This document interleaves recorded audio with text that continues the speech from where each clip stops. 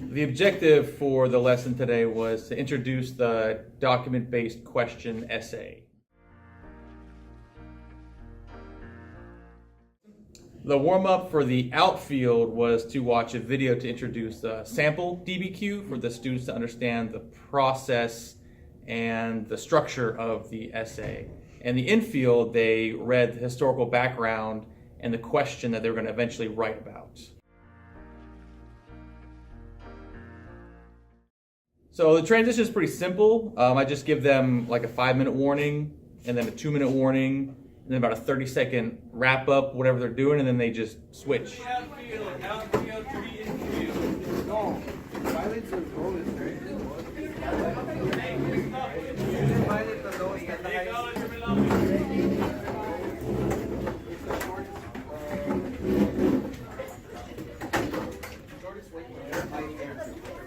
over here.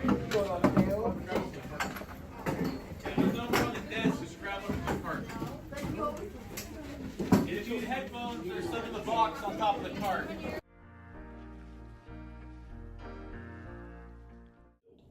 Inside the infield, the students were looking at the actual documents, the actual question, some historical background to give them some context to write their essay, and they were using each other to help analyze the documents and write answers to questions about the documents. What?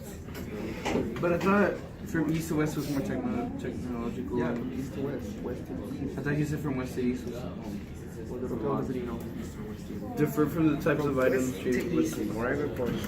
From west is east to west. just right there. Innovation was more agriculture.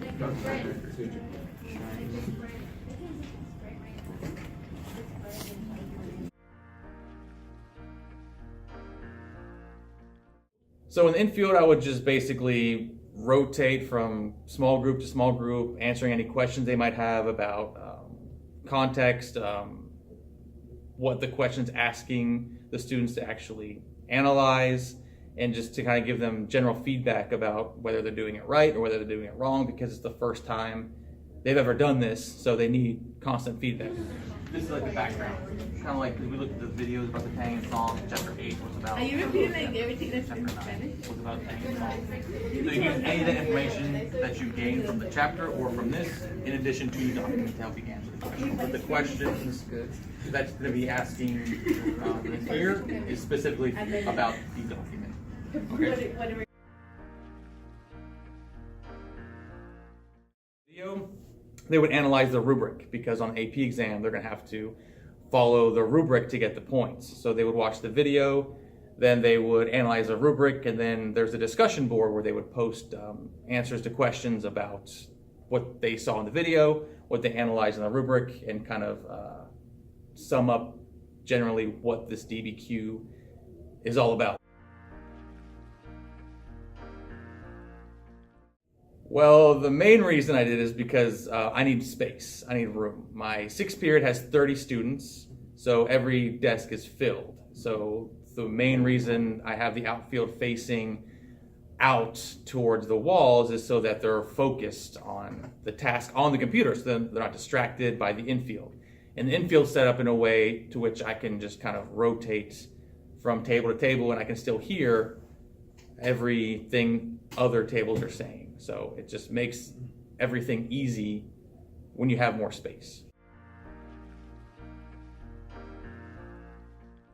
It's a lot more organized, and it's a lot less stress on me, because I know the outfield is doing what they need to do, and it's something that's student directed, it's independent, they don't need me at all, one bit. They can just go in to the computer, they know what they need to do, and they do it for 10, 15, 20 minutes. And then in the infield, it gives me a chance to really, combat like behavioral issues if I need to, or distractions, and it gives the students less opportunities to be off task.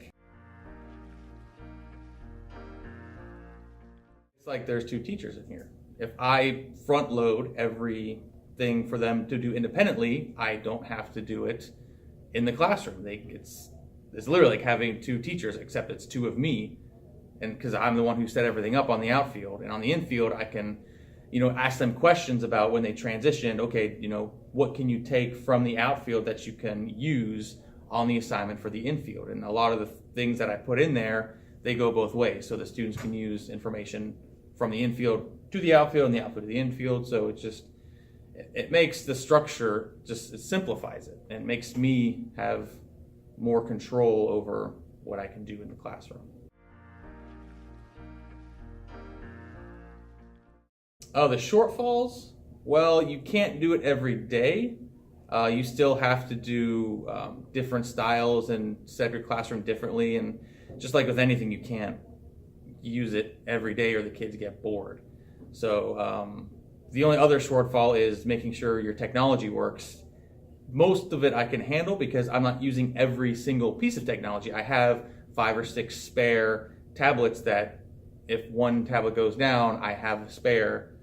That way, nobody is without technology. And I design each outfield for that. And if for some reason 2/3 of them break, I can put 2 kids together. And every outfield lesson is designed to where you don't have to have it 1 kid to 1 tablet. It can be 2 kids to 1 tablet, or it can be 3 kids to 1 tablet, and they just have to share.